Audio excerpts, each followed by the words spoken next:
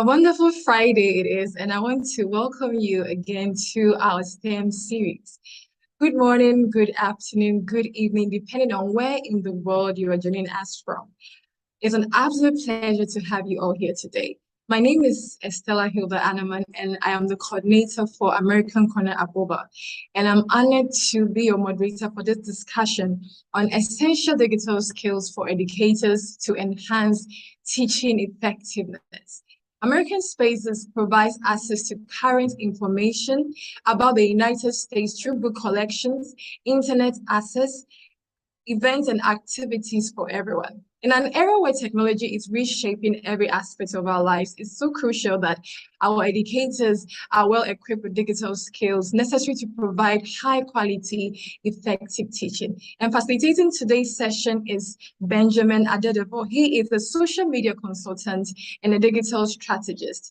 Benjamin has over 5 years of experience in social media marketing. He holds a bachelor degree in human resource management from Pentecost University. With an extensive background and expertise in community management, social media marketing, digital marketing, and media buying, Benjamin has overseen many successful marketing and advertising campaigns and projects with notable institutions and organizations in Ghana, such as WaterAid Ghana, DKT International, Mobile Web Ghana, Blogging Ghana, and so many more. Before we begin, I want to encourage you to share the live stream link with any educator you may know. As Nelson Mandela said, education is the most powerful weapon which you can use to change the world. So by equipping our educators with the right skills, we empower them to shape the future. During the session, please type all your comments and questions in the comment box below and they'll be well addressed. Thank you so much for staying with us. And now I'll hand it over to Benjamin. Thank you very much, Estelle. It's always a pleasure to do a presentation on a very important topic. So I'll be sharing my screen. Okay, I hope you can see my screen. Yes, we can. All right, so welcome everyone once again. We are going to look at essential digital skills for educators to enhance teaching effectiveness. And as Estelle already mentioned, my name is Benjamin Adedevo, and I'm your facilitator for today. Feel free and drop in your comments and we will address them. So today we are going to look at the objective of the topic. We are going to look at technical proficiency, some basic skills and knowledge that you need as an educator to be able to use digital tools for effective teaching. We are going to look at the importance of digital skills for educators. Okay, we're also going to look at the overview of digital skills. We are going to look at some key basic skills that you might need. We are going to look at digital pedagogy. We are going to look at some online communication tools. We are going to look at data literacy, cybersecurity awareness, integrating digital tools into teaching. One case study, some challenges and solution, and then we will take questions and answers. We'll also do a short demonstration on some of the tools like SlideShare and Google Classroom. So what is the objective we are looking for? So the objective is to explore key digital skills that educators need to effectively integrate technology into their teaching practices. You know, gone are the days where when I was in school, digital wasn't as it is today. Now, the world is moving in a very fast pace, and there are a lot of changes that we need to adapt to. And one of the changes is to be able to use digital tools for effective teaching. And the importance of this is to enhance student engagement, facilitate personalized learning, and prepare students for a digital future. So what are some of the basic skills that you need as an educator? So basic computer skills, mastering operating systems and software applications. There are some operating systems that you might need to master, with the likes of Microsoft Office tools, Google Suite, and some software applications. Now, productivity tools like leveraging on Microsoft Office and Google Workspace and more, which goes a long way to help you as an educator to be able to schedule your assignment or schedule your class and send out information via emails and other tools. Also, to know some troubleshooting tools like addressing common technical issues, because there might be a need for you to address some technical issues when it arises, and you need to know some troubleshooting to be able to do that efficiently. Okay, so what is the importance of digital skills for educators? One, enhancing engagement. So it enhances engagement, interactive multimedia content. As I mentioned, we are in a world where we have to be digitally inclined. The use of AI and virtual reality. So interactive and multimedia content helps creating videos as presentations, putting your presentations on SlideShare, using Google Classrooms to be able to interact with students and grade them, and using some learning tools helps to enhance engagement. Improving accessibility, reaching diverse learners. Learners are now coming from almost all over, from different locations all over the world, coming from different cities and towns. So it helps to reach diverse learners, and every learner is very unique that in a way. So they should be treated in such way. So it improves accessibility, increases efficiency. You can streamline some administrative tasks with the use of digital tools. Now, we look at the overview of digital skills. So I'll categorize them into technical proficiency, digital pedagogy, online communication, data literacy, and cybersecurity awareness. As we've already mentioned in terms of some of the basic skills that you might need. So some basic skills you need is example, operating systems, software applications, using productivity tools, troubleshooting common technical issues, and the importance, as I mentioned, is enhances student engagement, facilitate personalized learning, and prepare students for a digital future. Now, digital pedagogy, which I've broken down into three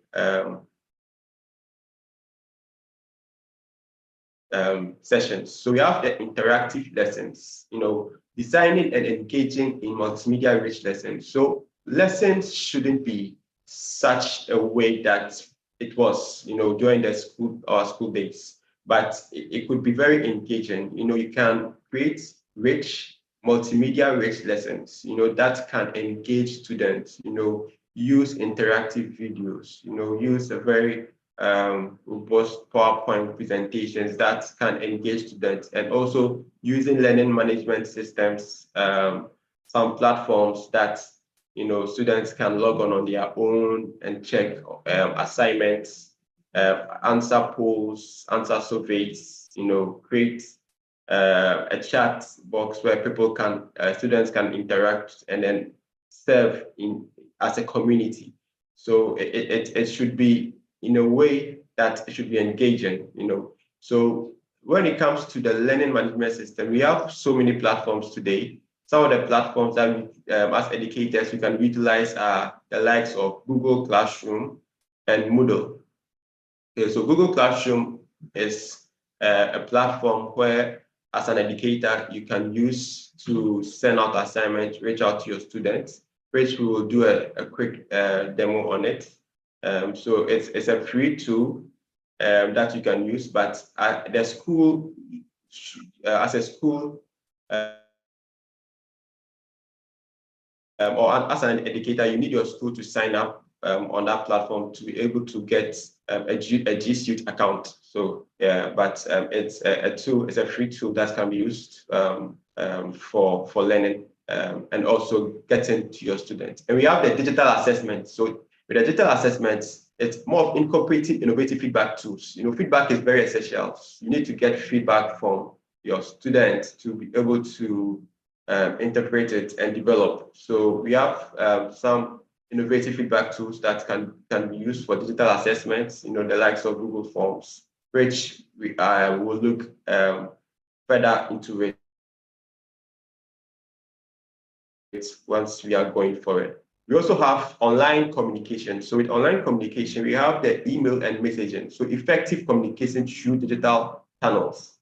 At this point, I expect every student to at least have an email address where you can use in communicating, and email sending out information to the students, and students also communicating to educators or the teachers.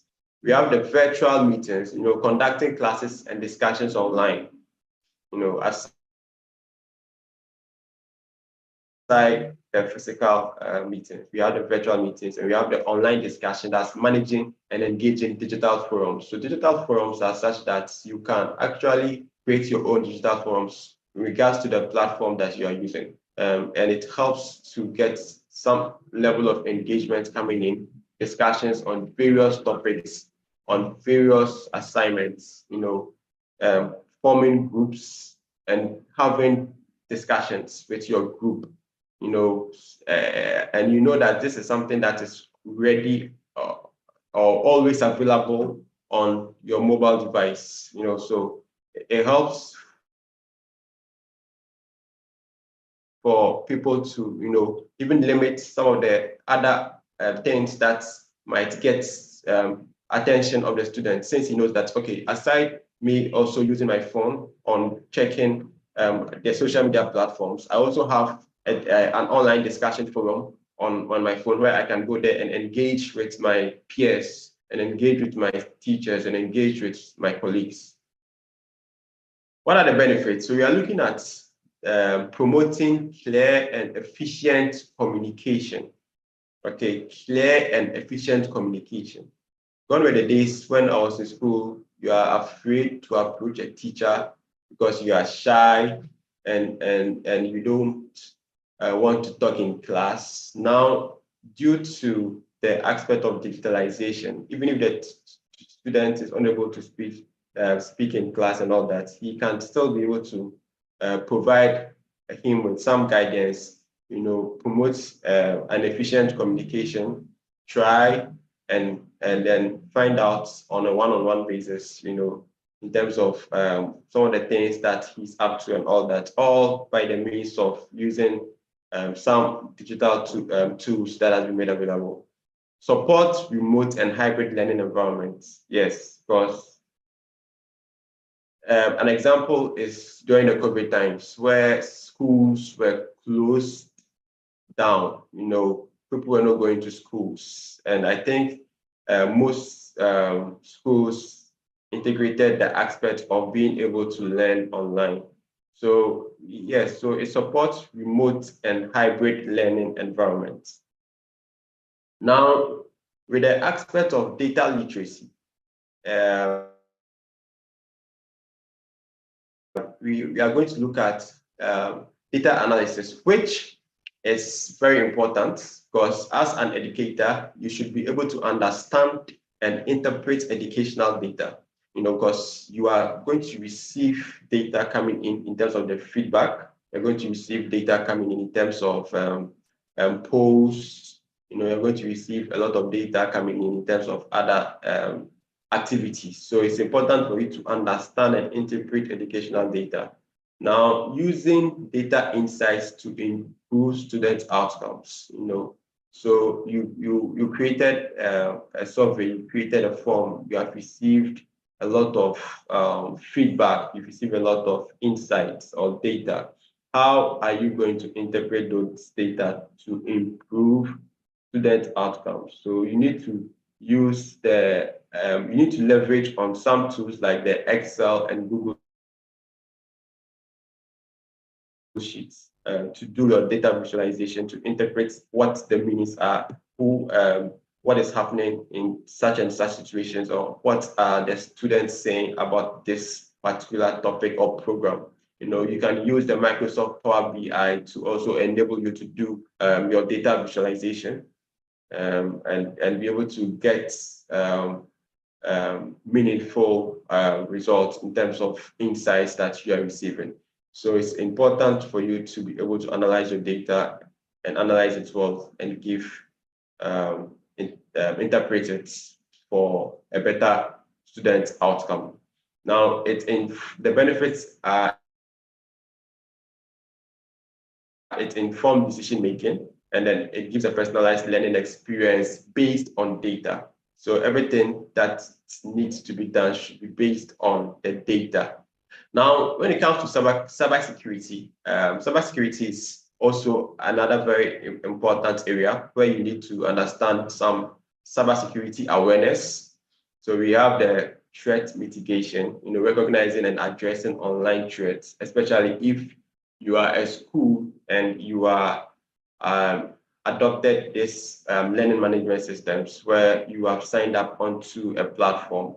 You need to be able to recognize and address online threats. You need to have implementation of strong passwords and authentication, two-factor authentication. You need to make sure that you need to let both the students and parents and everybody know that there are certain secure practices that are being put in place, that will ensure the safetiness when the students are now joining classes virtually. Okay, so you need to also know and understand the privacy laws, responsible usage, what is needed to be done on the platforms. You need to understand their privacy laws. You need to understand things that you can and cannot do, so that you don't breach any of them and get your account blocked or terminated. Because as a school, that is one of the things that you are going to do to ensure parents and families that you are on top of such issues and they will be able to trust you with more of their children. So benefits are it protects sensitive students and school data, and then ensure a safe digital learning environment. Now, let's look at integrating digital skills into teaching. So in regards to professional development, there has to be a continuous learning and training opportunities. This is where I would say some training opportunities can be done at the various schools or various institutions to be able to get that professional development when integrating skills, digital skills into teaching. Experimentation, trying new tools, and reflecting on its effectiveness. You need to try new tools, experiment on it, see how it's working, and then, if possible, you can present it to the school's management. Collaborative learning, sharing best practices within communities. So let's move further into communities. When I say communities, I mean like the online community. So you need to do more collaborative learning. There are other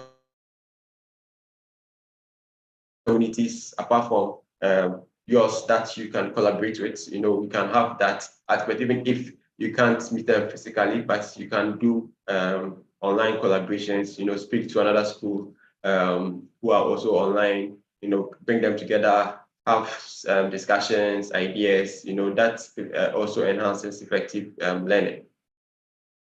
And then benefits are, as already mentioned, personalized learning experience based on data, informed decision making. So let's look at this case study. So a teacher uses interactive whiteboards and apps to enhance engagement. Okay, so whiteboards is also a tool that you can use, and apps to enhance engagement. Now, successful implementation of flipped classrooms using the learning management systems, okay, and improve student outcomes through data-driven instructions. So just paint this in your mind of this teacher who has, who is more of like into the digital skills or digital tools, and he's using whiteboards and apps to enhance engagement. He's also successfully implementing flipped classrooms using the learning management systems and improving student outcomes through data-driven instruction. Okay, so that is the kind of picture that I want you to paint, or I want you to have in your mind when it comes to using digital tools. Now, what are the benefits? So, benefits of such a person is to have real-world examples highlighting practical applications and successes. Okay, in everything there are challenges. So we look at some challenges and then we look at solutions.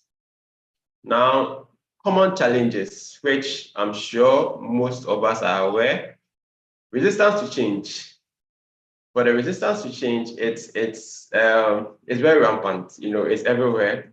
When there is a need to shift or to change, there's always going to be resistance to change.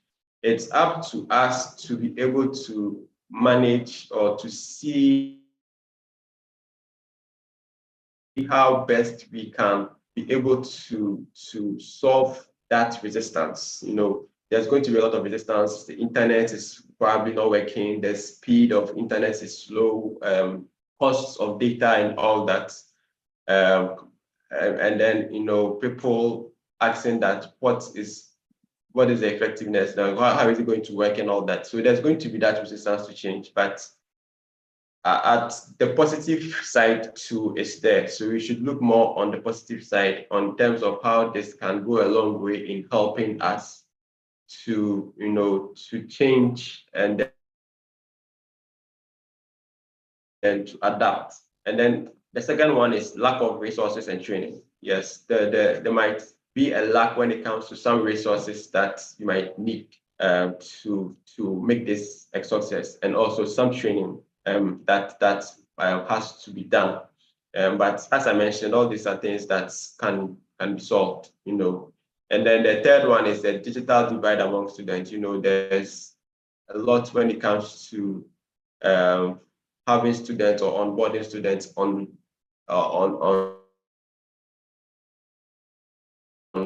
some of these learning management systems. There's going to be some level of division when it comes to such onboarding, or when it comes to such aspect of getting every student onto such systems. But we can also look at the bright side and look at some of the solutions of embracing the digital future. The future, I believe, is digital. If you believe it, you can drop something in the comments section.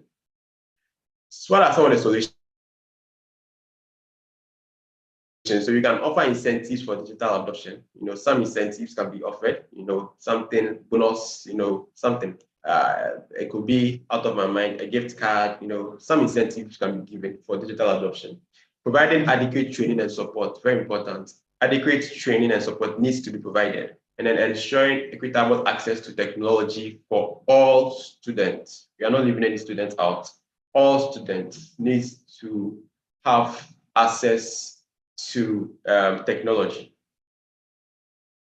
Now, let's look at some education technology tools, as I mentioned earlier. So we have some learning management systems that you can sign up onto as an educator or as a school. Such platforms like Google Classroom, which is free, as I mentioned earlier. It's a free tool which you can sign up, but your school or your institution needs to sign up to be able to use the G Suite account. Okay, so once your school signs up, you get a G Suite account, you log into it with that, and then you also add your student. If you're a teacher, you add your students to the class that you want to set up. You can give assignments there, you can grade there, you can add website links and articles to some resources that you might have seen online, to give them further understanding as to the topic that you want them to really understand. You can add YouTube videos, video from people to give more in-depth understanding for them to watch and then ask questions and all that, and it's a very, very effective. We'll do a short demo on that. And then we'll look at the Canva. Canvas is another very productive tool that you can use to create some basic presentations, designs, flyers, and all that. And then we have the Moodle. Moodle is more like also same as Google Classroom. It's a learning management system that you can sign up onto. It gives you everything that you need on one platform that you can be able to put in your topics and assignments and all that. So you can organize courses, materials, communicate with students, and even track each student's progress. We have also the presentation aspects and content creation aspects, which is, so we have Prezi, we have Canva, we have Canva, we have PowerPoint, and we have the Google Slides, So Google Slides, very effective, can be used to create presentations. PowerPoint, these are all tools that can be used to create content for students and do presentations, like the way I'm using AI images. So this presentation, as you can see, are more of AI generated images, that I used. It also helps you in order to also avoid copyright issues and all that. So yes, the world is at our feet, and anything we want to do is out there. So we'll look at also communication and collaboration. So some tools that we can use for communication and collaboration. We have Zoom, Microsoft Teams, Slack, Google Meetup, and go back. So yes, so these are some communications and collaboration tools that we can use. So Zoom, which is very popular, Microsoft Teams, Slack, and then Google Meetup. Then we'll look at assessment and feedback. So with assessment and feedback, you can use Google Forms, Socrative, Mentimeter, Poll Everywhere to take all assessment and feedback that you need. And then we'll look at also the content management and sharing. So we have Dropbox, which you can use to share content. You have Google Drive, which you can share your content, and then share materials, OneDrive, and Evernote.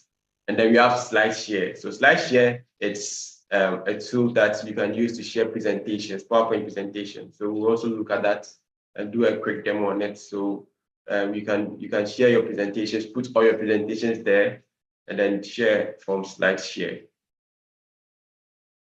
And we have some education apps and resources. So we have the Khan Academy, we have Remind, we have Seesaw. So you can check out Khan Academy, you can check out Remind. These are all education apps and resources that you can use. So before we go to our questions, I would share my screen so we can look at the Google Classroom and how it works. So let me close it and then let me push this down. Okay, so this is a new tab that I've opened. In order for you to get to Google Classroom, which I mentioned is also a learning management system tool or platform. Once you type Google Classroom, you can click on the first link that comes up. So the first link that comes up will take you to the platform that says Google for Education. Okay, and with this, you should have a Gmail to be able to use it to even sign in. So you go to sign in and then you click on Google Classroom.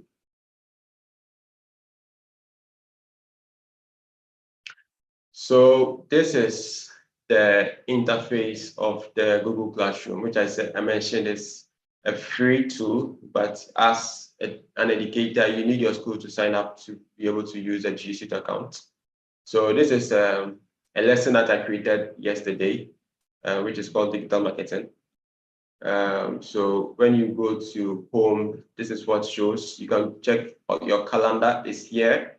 You can schedule class on your calendar and then share the link. You know, we have the aspect of being able to review your class and all that.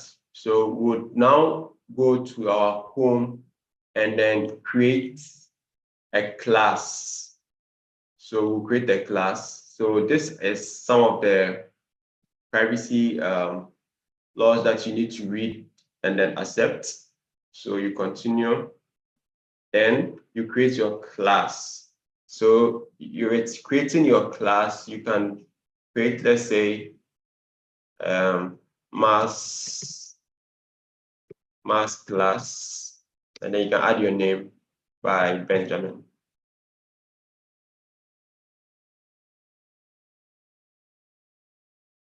And then section, you can probably put any section there.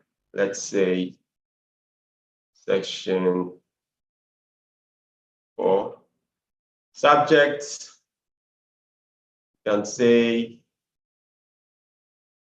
I've forgotten all my subjects in math class. I think my math teacher will be so like, all right, so you can just put in a subject there. I put in diagram, but you can put in any subject there.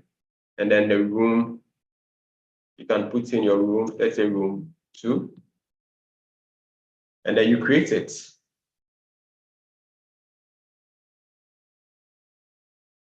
All right, so you'll see when you create it, it brings you to the platforms that that says that math class by Benjamin.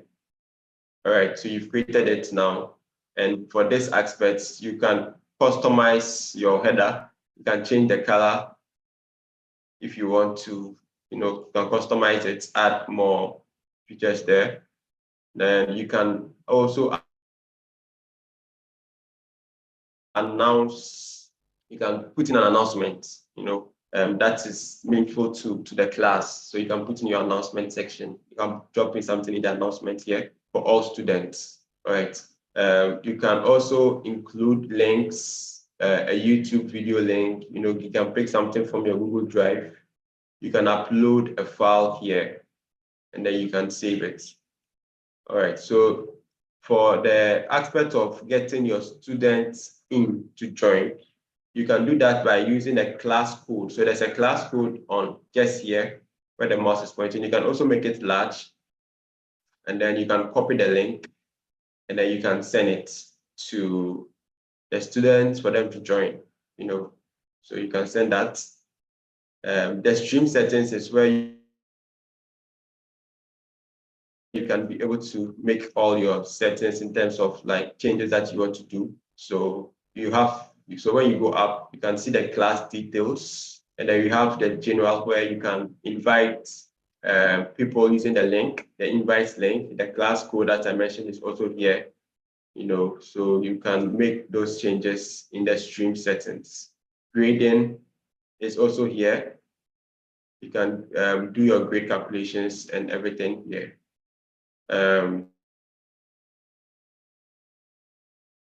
So when you go to the next tab, which is classwork.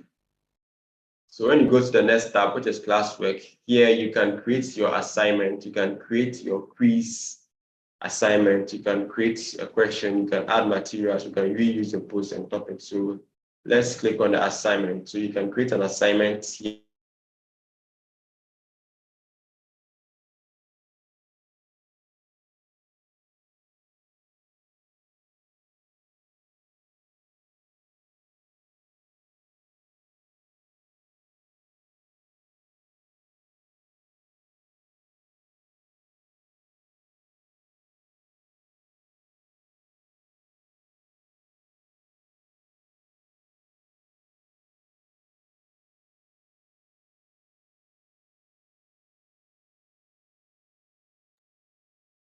Okay, it appears we lost Okay. Benjamin. Yeah. Okay. Okay, so I'm back. So continuing from where I left off. So we are creating an assignment on the Google Classroom. So you can put in the topic, which I have done, which is geometry. You can put in the instructions. You can add a YouTube link. You can add a video. You can add a Google Drive, let's say material. You can add a document to it. You can put in a lot of details in the assignment to make it more elaborate. Now you can also put in the due dates here, the date that assignment should be submitted. You can put in the due date here. If it's you can put in the date here, and then you can put in the topic. So you can create a topic here, and you can add the rubric. So the rubric is something that you can add or that you can import to it from the sheet that will let the students know the marks that they get for every question that they are answering. You can put in the points here, if it's 100 points that you are giving out for this assignment and all that. So you see, it's very, very elaborate. So this is the assignment part. Then you can also create the quiz assignment, which is very similar to the assignment that we looked at. So you can create a quiz assignment, which you can also look at the Google form, by creating, let's say, your questions or creating your feedback using the Google form. So you can create your quiz assignments also. You can add materials. You can add a website link, articles, and all that. You can add a video and all that here on the Google Classrooms. You can add a topic to it also as well. So it gives you a lot in terms of adding a lot of resources or other materials onto the platforms. Then when you go to people, you can add teachers here by adding their email address. You can add students also here. So you can add a student directly aside sending them the invitation link. You can add a student directly, and then you can also grade students. You can manage the students' grades here, invite students here, and also grade them over here. So this is all what we need to know in terms of Google Classrooms. You can also go on it and explore it further to acquaint yourself with most of the things that are there. But I think it's a good platform that educators can start with. And then we will look at the SlideShare. So we'll look at SlideShare, which I mentioned. So SlideShare is also a platform that you can use to upload your presentations and then share. So the link is www.slideshare.net. So when you go to slideshare.net,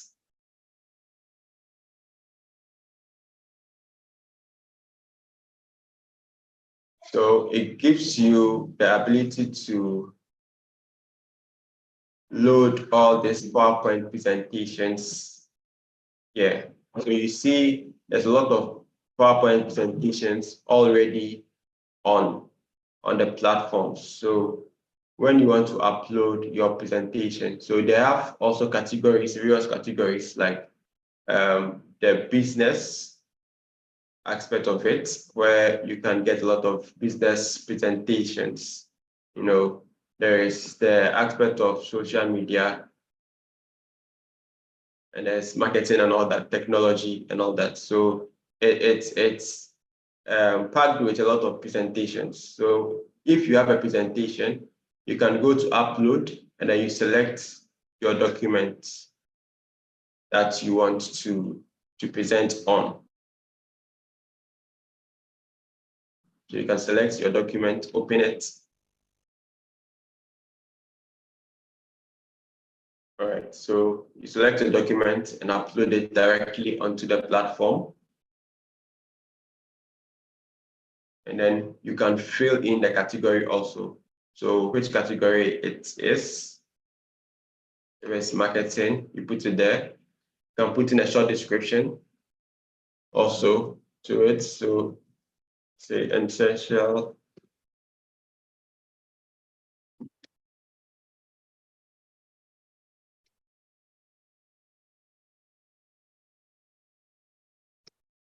for educators.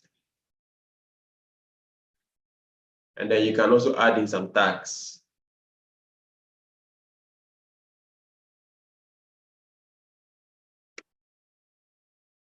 And all that. So after that, then you publish. Okay. So once you publish, then you're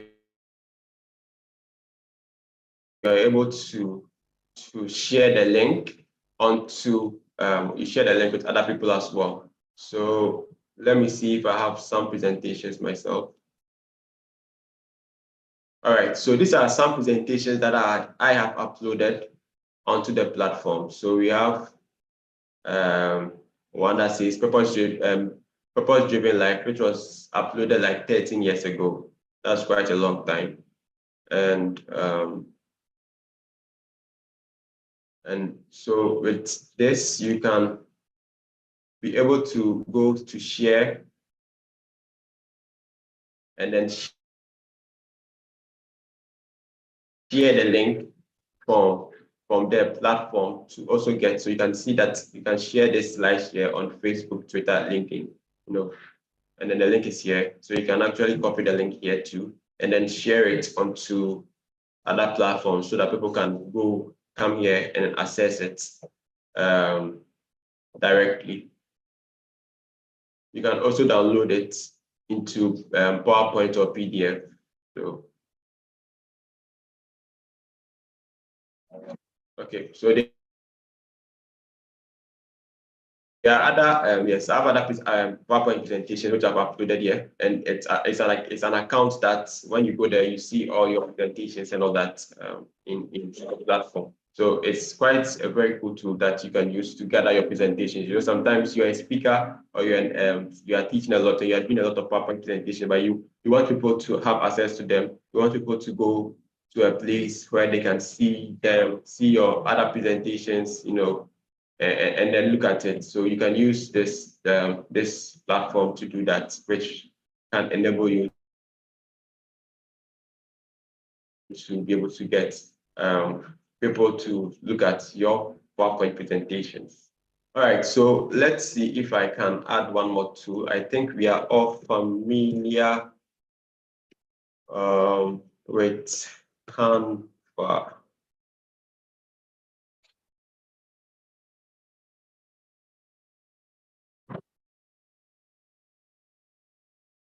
Okay, so Canva has upgraded, you know, and you can use Canva in a lot of things now. You know, you can use Canva in creating presentations, doing flyers, doing documents. You can use Canva's AI system, which is Magic Studio, to be able to, you know, design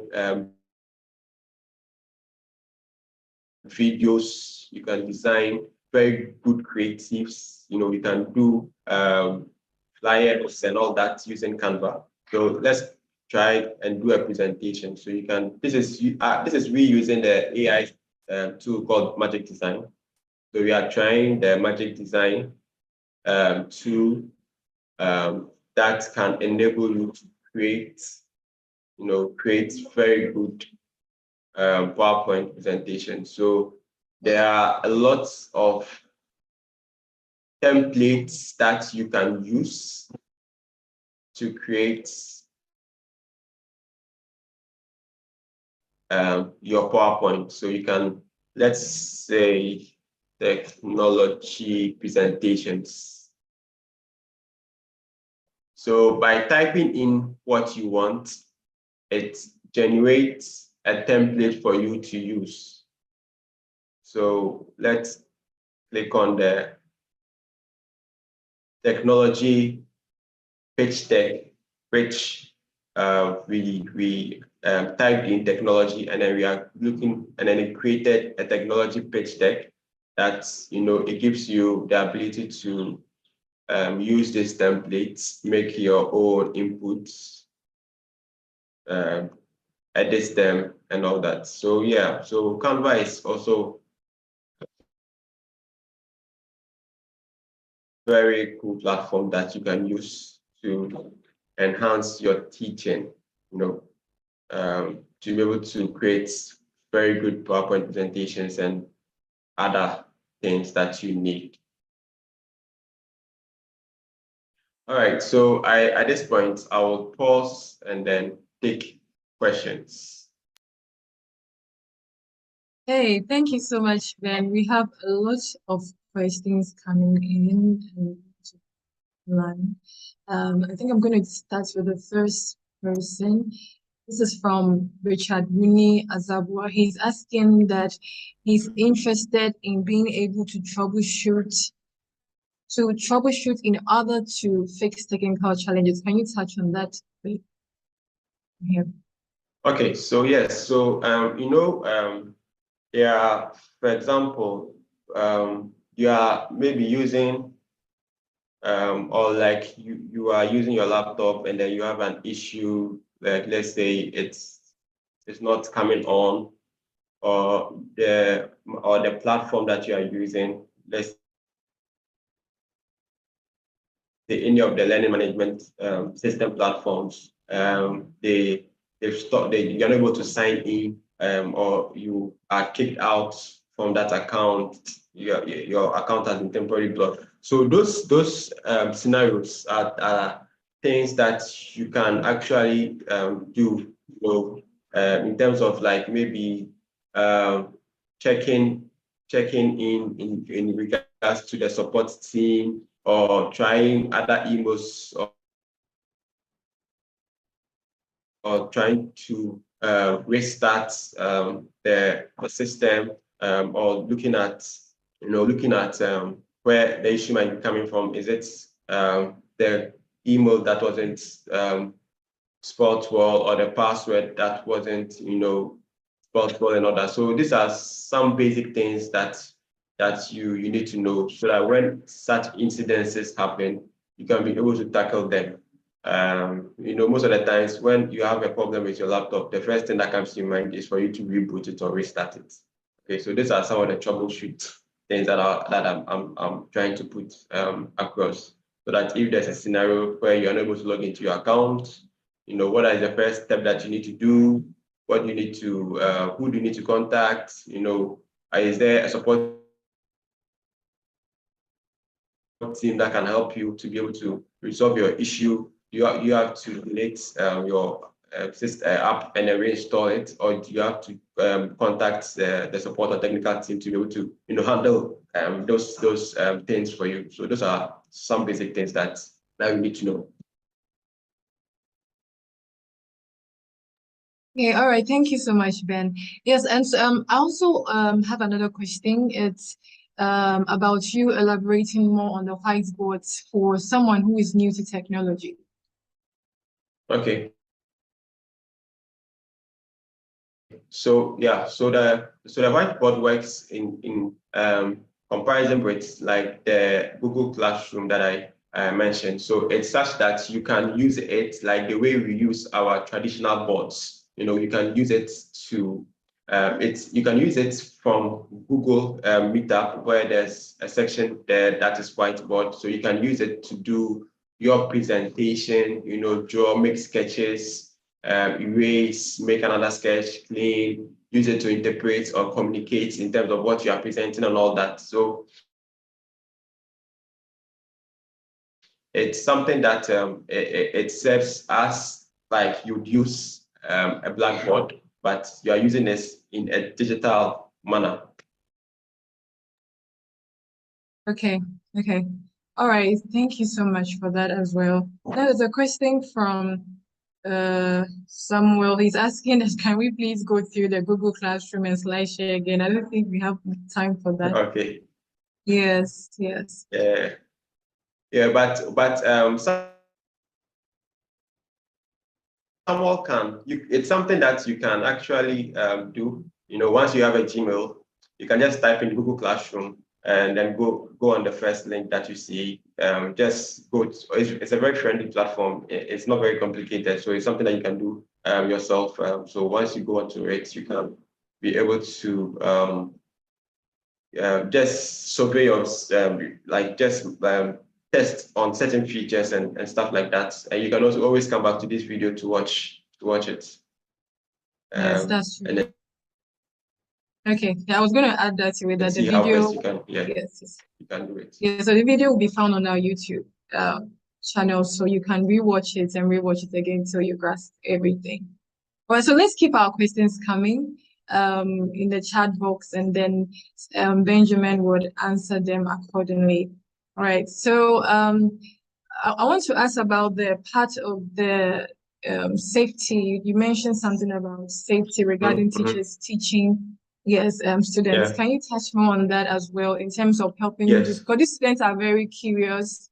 We have kids who know so much more about computers than grown-ups do. So how would you ensure that if it's a school setting, how can you ensure that the students are so in regards to so thank you for that question. So in regards to safety issues, I would always employ that the teachers or educators don't just sign up onto the platform themselves, but they always sign up as a school or an institution that would be able to get, if it's like Google Classroom, it will get them the ability to use the G Suite account, So once they sign up in such a way, I think it helps to get the students to feel more safe and confident. The aspect of individuals also signing up is there, where let's say someone might be a private teacher and wants to sign up. Yes, that's also fine. In regards to that, in order to be able to let everyone, or let's say student and every learners, feel that they are safe, is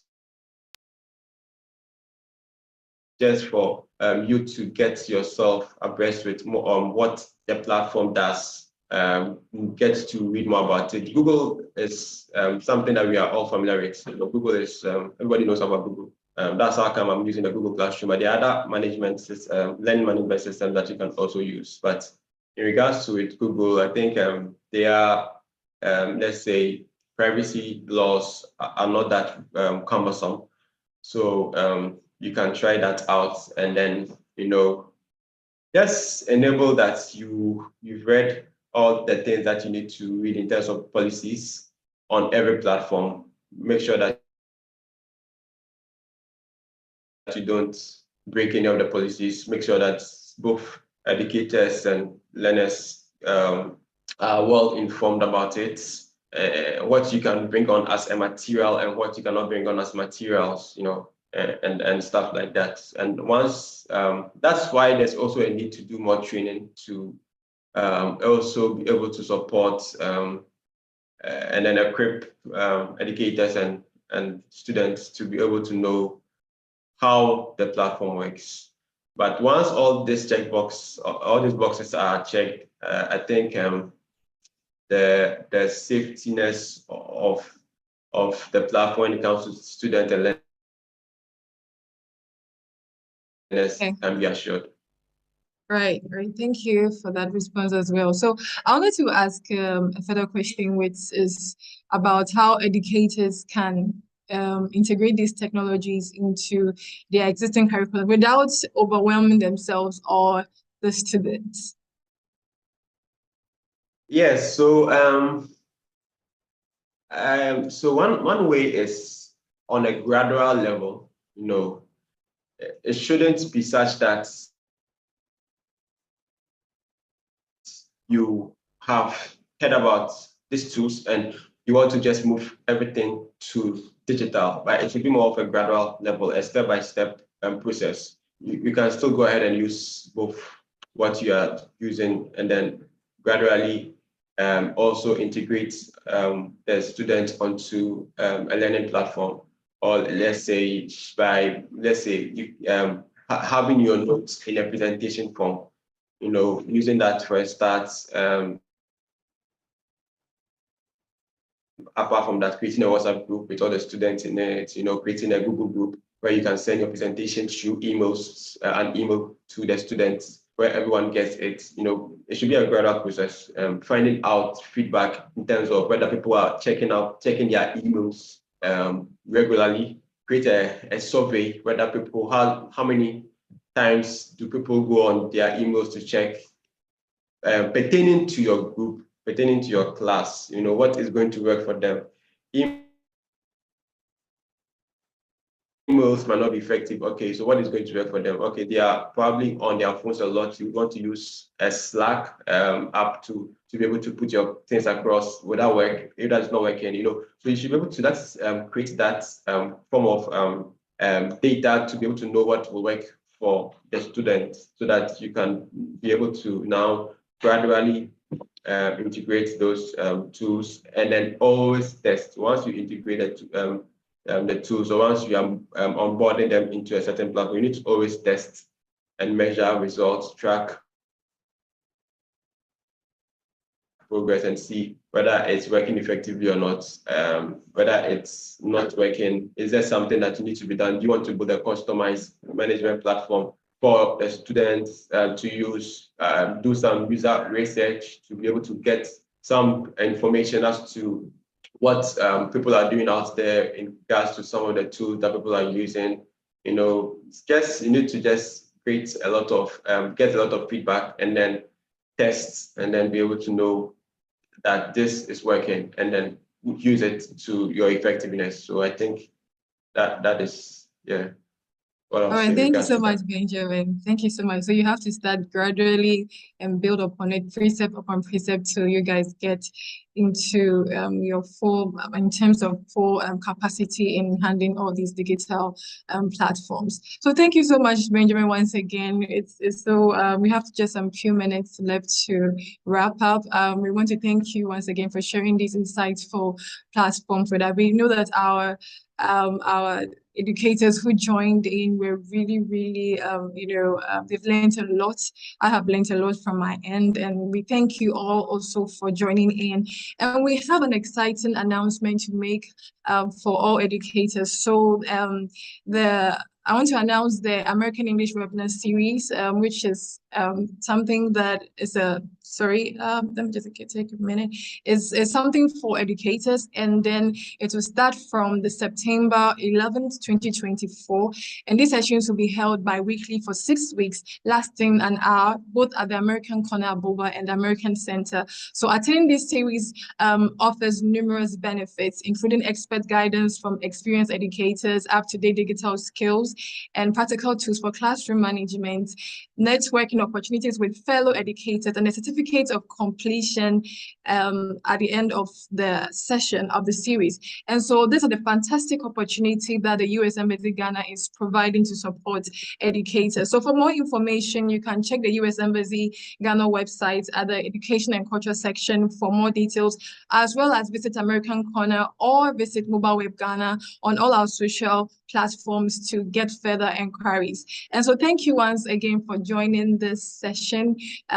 So we come your way again. Do well to subscribe to this channel to receive updates on further programs that are coming your way this year. So do have a happy weekend ahead. Thank you so much.